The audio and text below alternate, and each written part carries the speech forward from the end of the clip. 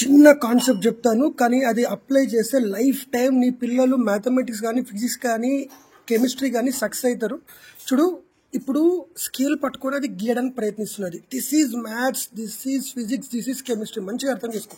ఈ తొక్కలో గీతలు గీయడంలో ఏ మ్యాథమెటిక్స్ ఉన్నాయి సార్, ఫిజిక్స్ అంటే దానికి ఇంట్రెస్ట్ ఉంది. క్యా కర్నా అభి? దానికి ఇంట్రెస్ట్ ఉంది. మంచిగా అబ్జర్వ్ చేయి. అది నా చేతిని ట్రేస్ చేయడానికి ప్రయత్నిస్తున్నది.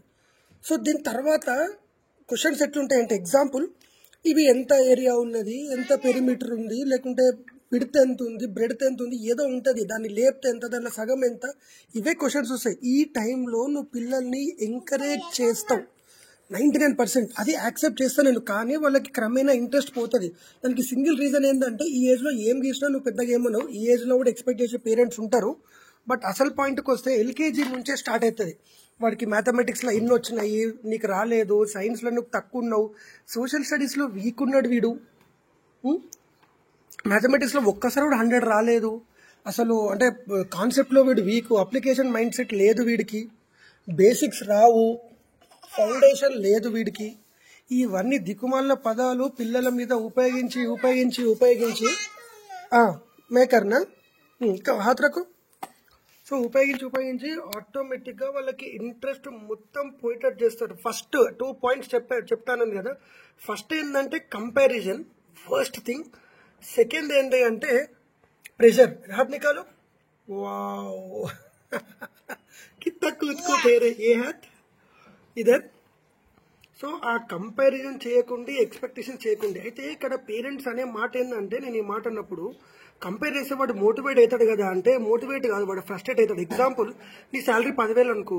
అమ్మ, నా ఫ్రెండ్ వాళ్ళ మమ్మీకి శాలరీ 1,00,000 రూపాయలు ఉన్నది, నువ్వు కూడా 1,00,000 రూపాయలు సంపాదించు అంటే, నీకేం తెలుసా చిన్నపిల్లవాడు సంపాదించడం ఎంత కష్టము అనేది పీకుడు మాటలు మాట్లాడతాం. అక్కడ కంపారిజన్ చేసినప్పుడు మనకు గాలుతుంది కదా. మరి పిల్లలకు కూడా మార్క్స్ తక్కువ వచ్చినప్పుడు వాళ్ళతో వేరే వాళ్ళతో కంపేర్ చేస్తే వాళ్ళకు కూడా కాలుతుంది కదా. అది నువ్వు వాళ్ళ మంచి కొరకే అనుకుంటావు. వావ్ వావ్ వైఫై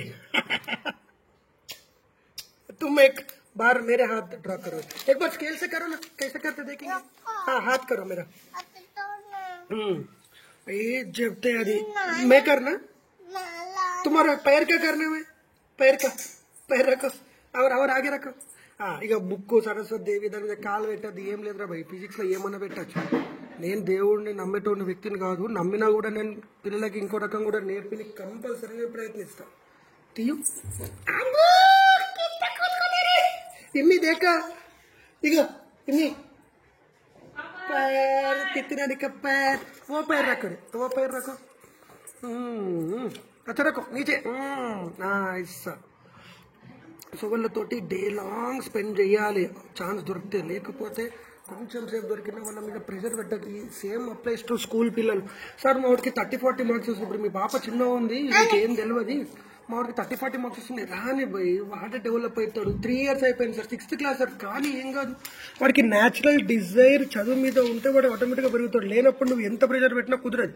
అయితే ఒకవేళ వాడికి ఇంట్రెస్ట్ లేదని చెప్పిండు అనుకో, మినిమం పాస్ మార్క్స్ రావాలిరా, అట్లా చూసుకో. ఎందుకంటే ఎడ్యుకేషన్ అనేది ఇంపార్టెంట్ కదా, కంపల్సరీ.